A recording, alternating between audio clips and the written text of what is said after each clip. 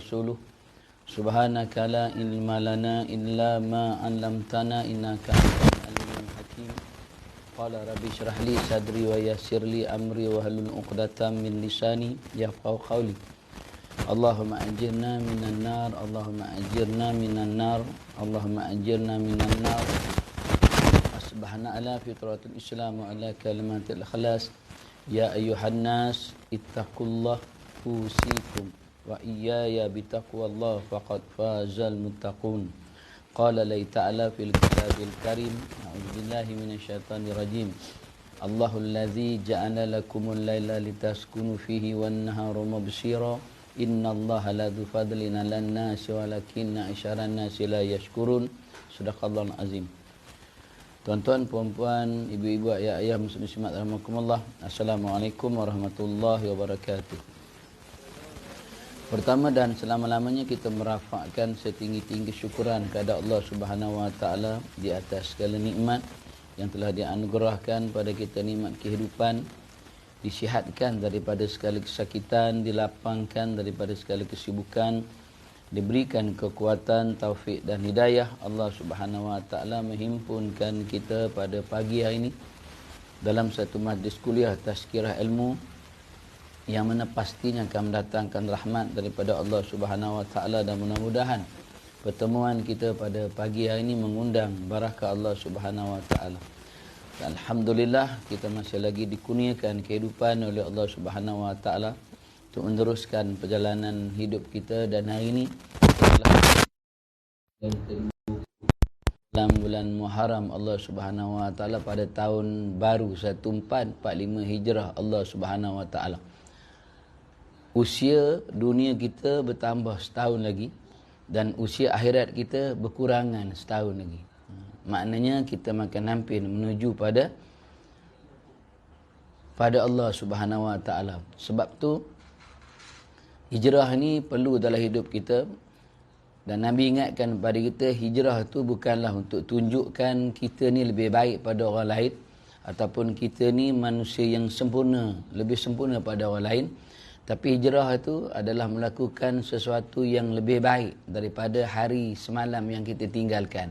Yang itu hijrah. Maknanya hari ini kita nak usahakan lebih baik daripada semalam yang kita tinggalkan, dan esok kita nak usahakan lebih baik daripada hari ini juga yang akan kita tinggalkan. Itulah hijrah. Dan hijrah itu bukanlah perjalanan kaki. Hijrah itu bukan perjalanan kaki, sebab tak ada lagi hijrah setelah aku dan para sahabat berhijrah daripada Makkahul Mukarramah menuju ke Madinatul Munawwarah. Tak akan ada lagi hijrah. Hijrah yang macam Nabi dan para sahabat buat. Hijrah itu bukanlah perjalanan kaki, tapi hijrah itu adalah pembersihan hati kita. Yang itu hijrah. Hijrah itu bukan perjalanan kaki, tapi hijrah itu adalah pembersihan hati, pemurnian hati kita untuk lebih dekat pada Allah Subhanahu wa taala. Dan hijrah bukanlah pertukaran masa. Hijrah bukanlah peralihan masa. Hijrah bukanlah peredaran masa, sebab masa takkan mampu kita hentikan. Masa tetap akan berjalan, tetap akan berlalu. Dan hijrah itu adalah perjalanan kita menuju pada yang Maha Esa. Itulah perjalanan hidup kita. Dan memang sekarang ni perjalanan kita menuju pada yang Maha Esa. Dan hari ni masuk pada 20 Muharram. Cepat tak? Cepat tak? Cepat je 20 Muharram. Kita tinggalkan dah. Dan 19 hari dah kita tinggalkan dalam Muharram ini. Dan hari ini berada pada hari yang ke-20. Sebab tu bila dunia ni kita rasakan cepat sangat berlalunya, maknanya kita makin hampir pada hari kiamat Allah Subhanahu wa taala. Sebab tu dalam 2-3 minggu, seminggu 2 kuliah ni, mukadimah kuliah ni saya suka cerita dengan satu kajian yang dibuat. Bukan baru ni kajian tu buat dah lama dah. Tapi rumusannya, hasilnya ataupun perbincangan itu, akhirnya kesimpulannya diceritakan pada waktu ni. Kenapa waktu ni? Sebab waktu ni paling sesuai untuk diceritakan tentang rumusan, hasil daripada kajian yang dilakukan bertahun-tahun. Yang buat kajian ni orang yang pakar, orang yang ahli dalam bidang masing-masing, dalam bidang agama khususnya. Bersandarkan pada Al-Quran, bersandarkan dengan sunnah, dan juga bersandarkan pada sirah, sirah Rasulullah sallallahu alaihi wasallam. Dan dalam hasil kajian itu akhirnya dibuatkan satu kesimpulan pada tahun 1445 Hijrah ini. Di sinilah tahun di mana Allah akan datangkan pada kita, tunjukkan pada kita, hadirkan pada kita tanda-tanda kiamat besar Allah Subhanahu Wa Taala. Mana pada tahun ini 1445 ni Allah akan datangkan pada kita tanda-tanda besar kiamat Allah Subhanahu Wa Taala. Tanda-tanda kecil ni memang ada dah. Tanda-tanda kecil ni memang banyak. Tanda-tanda besar ni dia tak banyak pun, lebih kurang ada dalam 5 atau 6 je tanda-tanda besar kiamat ni. Di antaranya Quran terhafuz daripada masyhafnya. Maknanya bila sebut Quran terhafuz daripada masyhaf dia, itu ada dua pengertian pula. Satu, memang ayat Quran tu hilang. Buka-buka tak ada dah ayat Quran. Buka-buka tak ada, hilang. Tapi kalau sekarang, mungkin silap cetak. Dan satu lagi, Quran memang ada. Ayat tu memang ada. Tapi manusia tidak lagi berhukum dengan hukum yang ada dalam Quran. Maknanya Quran dia dibiarkan. Sebab tu Nabi sebut dalam satu hadis. Riwayat Abu Zar, hadis daripada Abu Zar, ya. Kata Abu Zar kan, akhir zaman nanti, fil akhir zaman nanti akan berlaku 3 perkara yang pelik bagi umat aku. Yang pertama, orang yang memerintah zalim, sedangkan dia ada Al-Quran dalam dadanya. Yang kedua, orang yang disebut sebagai tuan guru, alim ulama. Ilmu dia banyak, amalan dia hebat, anak murid dia pun ramai, tapi dia bersama dengan orang-orang yang menentang hukum Allah Subhanahu Wa Taala. Yang ketiganya, Quran berada di setiap rumah-rumah umat aku, tapi Quran bukanlah dibaca pada setiap hari.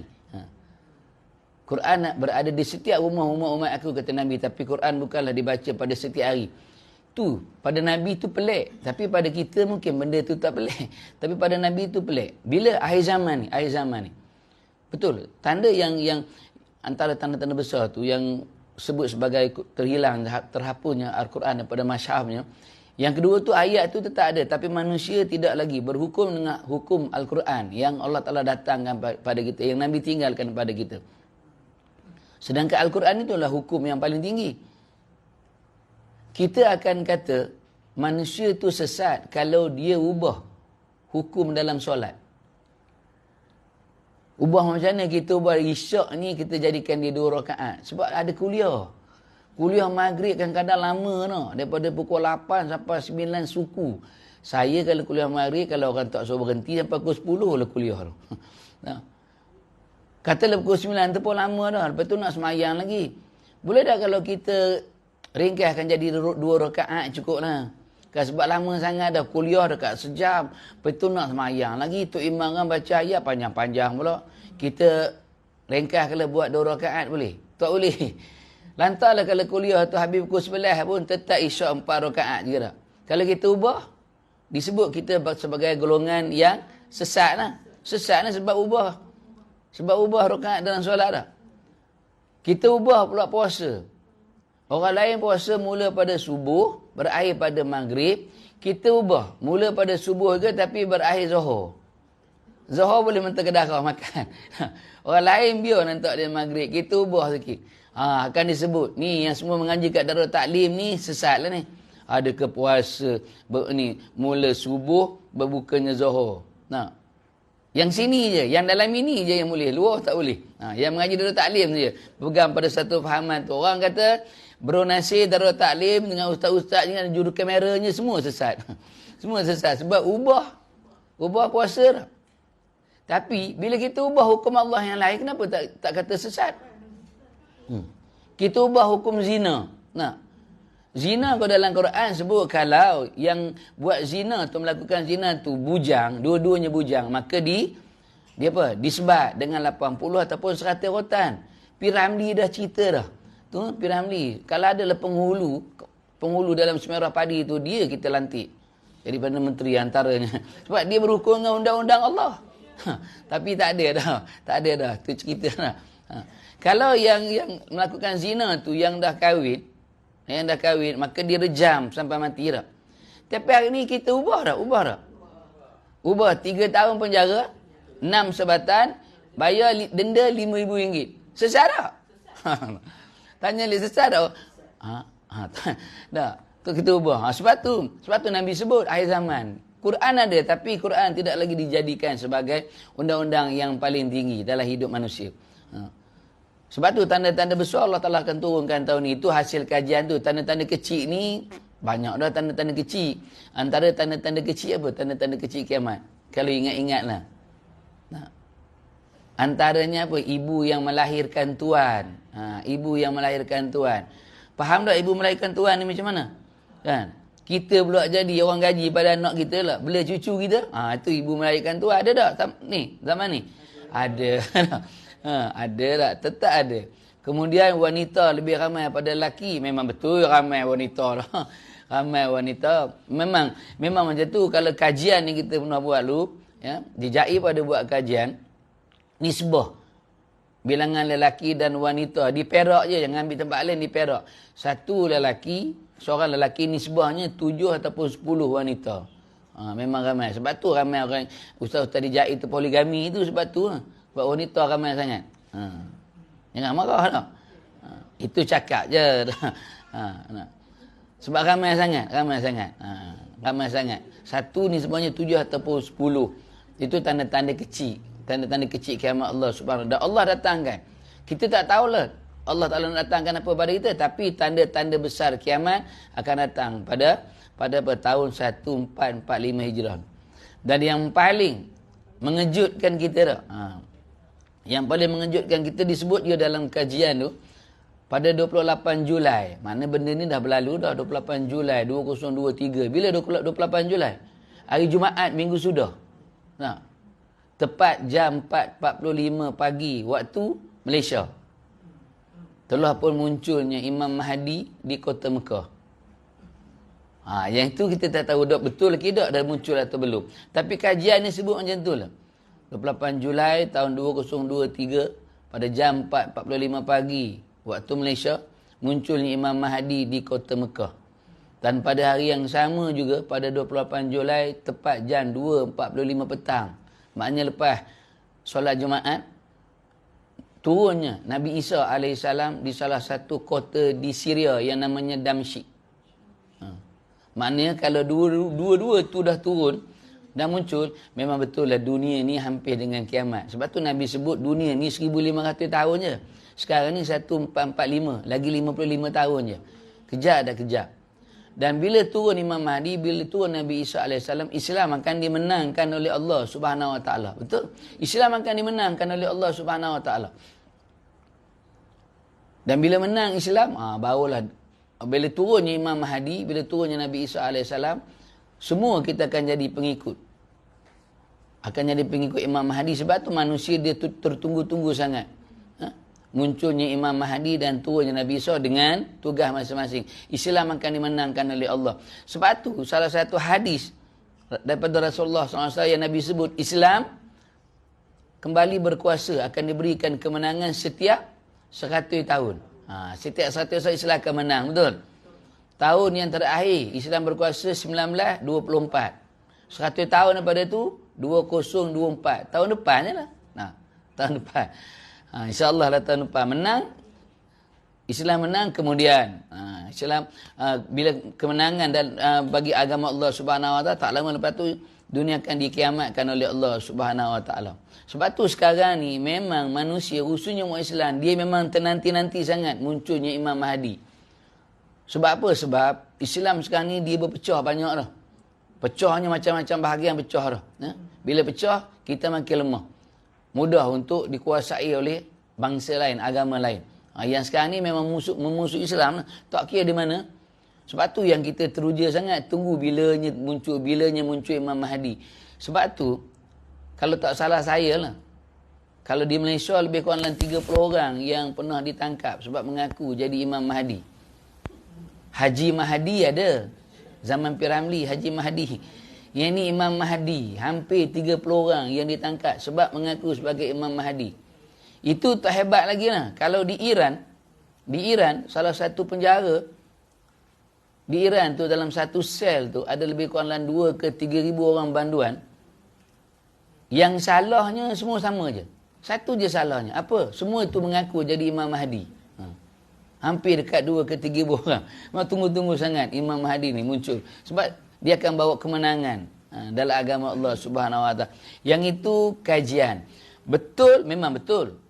Betul tak Imam Mahdi akan muncul? Betul. Betul nak Nabi Isa akan turun? Betul. Tapi kita cuma tak tahu bila dan di mana. Tapi kajian tu sebut macam tu lah. Kalau betul dah ada, terima je lah. Dan memang Allah Ta'ala akan hancurkan dunia dengan cara yang macam tu. Kita dah ngaji tu lah caranya. Muncul Imam Mahdi, turunnya Nabi Isa AS. Kemudian barulah dunia ni dia makan hampir pada kehancuran. Kemudian sebelum Allah Ta'ala datangkan angin merah tu lah. Yang akan mematikan hanya orang-orang yang beriman dengan Allah Subhanahu Wa Ta'ala.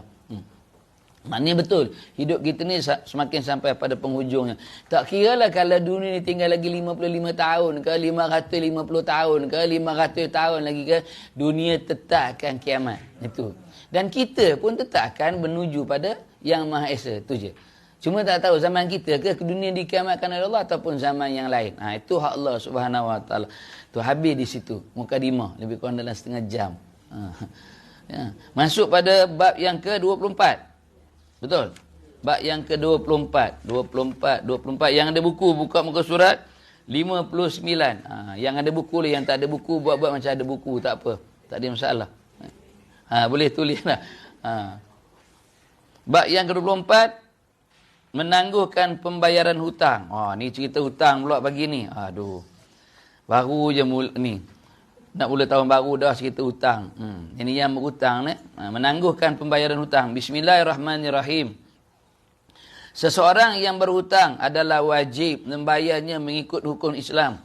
Oleh itu, orang-orang yang mempunyai harta atau mampu membayar hutangnya tetapi sengaja melambat-lambatkannya atau tidak mahu membayarnya, maka perbuatan ini adalah amalan orang-orang munafik yang dibenci dalam Islam. Ni orang yang nak cerita tentang hutang. Hutang ni antara perkara yang disegerakan, antara perkara yang Nabi tuntut untuk disegerakan. Ya, ada 6 perkara dalam hidup ini yang Nabi minta kita segerakan. Apa dia 6 perkara tu? Segerakan yang pertama, solat. Yang pertama, segerakan solat lah. Ya, usaha pada kita untuk kita segerakan solat. Solat ni pula ada pula 3 bahagian ni kan. Awal, pertengahan dan terakhir. Kita ni solat yang mana? Awal waktu, pertengahan waktu, akhir waktu. Ataupun memang tak ada waktu. Itulah solat. Yang kedua, segerakan apa? Segerakan apa? Kedua, segerakan taubat. Segerakan taubat. Dosa kita banyak, taubat. Jangan tangguh-tangguh. Ya, buat dosa, taubat. Betul, tetap akan berdosa pada Allah Subhanahu Wa Ta'ala. Ya, tapi taubat. Iringilah setiap dosa itu dengan taubat. Kata Sayyidina Ali, mudah-mudahan satu hari nanti Allah akan kurniakan kepada kamu kekuatan untuk meninggalkan segala dosa maksiat kamu dengan Allah Subhanahu Wa Ta'ala. Allah Ta'ala datangkan kepada kita satu perkara, rasa yang namanya menyesal. Penyesalan. Penyesalan itu. Orang yang bertaubat ni dia kena ada penyesalan. Penyesalan. Bila ada penyesalan, mudah-mudahan dia akan meninggalkan dosa maksiatnya dengan Allah Subhanahu Wa Ta'ala. 2. Yang ketiga, segerakan yang ketiga, segerakan urusan jenazah. Jangan lambat-lambat sangat. Jangan lambat-lambat. Meninggal je tanam tu. Yang boleh tunggu jenazah ni, satu je apa dia, waris je. Waris je yang boleh tunggu. Itu pun tengoklah waris tu di mana. Ni nak ke bumi dah ni, telefon ni ada lagi di mana ni, di Johor lagi. Jauh sangat. Tak apalah, ke bumi dulu dah. Ini apa ni, kawan dia, kawan tak ada. Sepupu pun tak ada. Sepupu pun tak ada. Dia waris je. Waris je. Bila waris bolehlah ada tunggu. Tak usah lambat-lambat sangatlah. Jangan lambat-lambat sangat, segerakan. Apatah lagi kalau yang mati tu pula, orang yang beriman dengan Allah, dia tahu tempat dia tu syurga lah. Kalau boleh dia pergi jalan kaki, dia pergi sendiri. Lambat sangat koma ni, nunggu koma lambat sangat. Aku pergi sendiri je jalan kaki, kita berlari. Kalau yang mati itulah orang yang kufur pada Allah, kalau dia boleh cakap, dia kata boleh tak simpan kejap? Boleh tak simpan mak 3 hari lagi? Carilah mana-mana peti air. Kalau boleh cakap. Sebab tu yang ini kita tahu waktu sakaratul maut itu je. Waktu Allah datang pada waktu kita berhadapan dengan sakaratul maut, Allah akan tunjukkan tempat kita. Mudah-mudahan tempat kita itu tempat yang dapat balasan baik daripada Allah, taman-taman syurga Allah Subhanahu Wa. Sebab tu segera ke urusan jenazah. Jangan lambat-lambat sangat. Cium pun yang boleh cium je. Jangan tak boleh cium pun cium. Ni semua nak cium. Suami tak payahlah cium isteri, ibu-ibu so tak payahlah cium ayah tu, tak payah. Cium suami lain je. Tak payah cium. Yang itu dah lama. Yang meninggal itu dah lama dah cium dah. Pada start kita kahwin, cium saja dah. Saya tak kata salah cium lah, tapi biarlah yang cium tu waris je. Tak. Ini anak angkat, habis mu. Ada 15 anak angkat, 15 anak angkat tu cium. Tu kadang-kadang melambatkan proses tu dah. Habis tu kalau menangislah, tak apa, tak ada masalah. Cuma jangan berumbar-umbar. Jangan sampai kita kata nyelap tak. Sampai merata-rata. Oh, abang. Tak macam itu dah. Mati tu tak mati tu je. Segera kat urusan jenazah tu. Saya ingat bila cerita sebut jenazah ni ada kelebihan. Kelebihan manusia, kelebihan sahabat. Bila dia ada rasa cinta pada Nabi dan Nabi ada rasa cinta pada dia. Ada kisah seorang pemuda. Dia pemuda lah, antara pemuda yang disebut juga sebagai sahabat. Payah nak cari pemuda zaman Nabi ni yang dia beriman dengan agama yang Nabi bawa. Bila ada, dia mesti orang hebat. Pemuda ni, Nabi memang suka dia, Nabi memang sayang dia. Dan dia antara sahabat yang dia pandai bergurau dengan Nabi. Dan Nabi suka gurauan dia. Dia bila dia bertemu dengan Rasulullah, dia akan peluk Nabi pada belakang. Dia suka peluk Nabi pada belakang. Dan Nabi tahu, tak akan ada orang lain yang akan peluk aku dari belakang, melainkan seorang sahabat ni. Saya lupa nama dia. Dia peluk. Dan biasanya orang yang Nabi suka, orang yang Nabi sayang, dia wafat awal. Dan memang pemuda ni wafat awal. Allah Ta'ala ambil dia awal. Dan waktu dia wafat tu, Nabi antara orang yang paling sedih sekali. Memang waktu tu nampak air mata Nabi mengalir, menitik. Menitik. Maknanya tak salah lah kalau menangis. Sebab Nabi pun menangis. Ketika mana orang yang dia sayang, Allah Ta'ala ambil. Usia muda, dalam 20-an, 30-an Allah Ta'ala ambil. Nabi menangis, nampak berlinang, menitik air mata Nabi. Dan setelah selesai dikebumikan, kata Rasulullah SAW, semua kamu tinggalkan aku seorang-seorang di sini. Tinggal Nabi seorang-seorang di perkuburan pemuda tu. Dan sahabat ni, bila Nabi sebut tu, sami'na wa ata'na, balik tinggalkan Rasulullah SAW. Dah selesai tu, besoknya baru sahabat tanya. Sahabat ni besok tanya, ya Rasulullah, kenapa Tuan tunggu jenazah di makam perkuburan pemuda ni sehingga Tuan arahkan kami ni balik meninggalkan Tuan di situ? Apa kelebihannya pemuda ni? Apa hebatnya pemuda ni? Nabi sebut, aku tunggu dia, mudah-mudahan nanti dia mampu untuk menjawab soalan dalam alam barzakh. Aku khawatir kalau dia tak boleh jawab soalan dalam alam barzakh. Dan Nabi cerita, ketika mana datang malaikat munkar dan nakir, Nabi, dia boleh nampak. Dia boleh nampak. Alam barzakh tu Nabi boleh nampak. Tak usah kata itu. Walaupun Nabi dah wafat 1400 tahun yang lalu, tapi Nabi sebut, aku tahu setiap apa yang dilakukan oleh umat-umat aku. Nabi tahu. Apa yang kita buat ni semua Nabi tahu. Semua Nabi tahu. Ya? Dan ketika mana datang munkar dan nakir, soalan sama. Tak kira lah kamu siapa. Soalan sama. Suara tetap sama. Tak kira kita siapa pun. Marabuka tetap sama. Dia tak ada sebab, ni apa perempuan ni, kalau perempuan ambil yang lembut sikit lah. Marabuka. Tak ada. Sebab Ustazah kan. Ustazah tu lembut sikit lah. Ustazah kan banyak ngajar dulu kan. Kita lembut sikit lah. Ni Ustazah kan ketua muslimat dulu kan. Dia tanya lembut sikit. Marabuka. Tak kira lah siapa pun nak. Marabuka. Suara dia tu dia akan tanya. Soalan semua sama ni.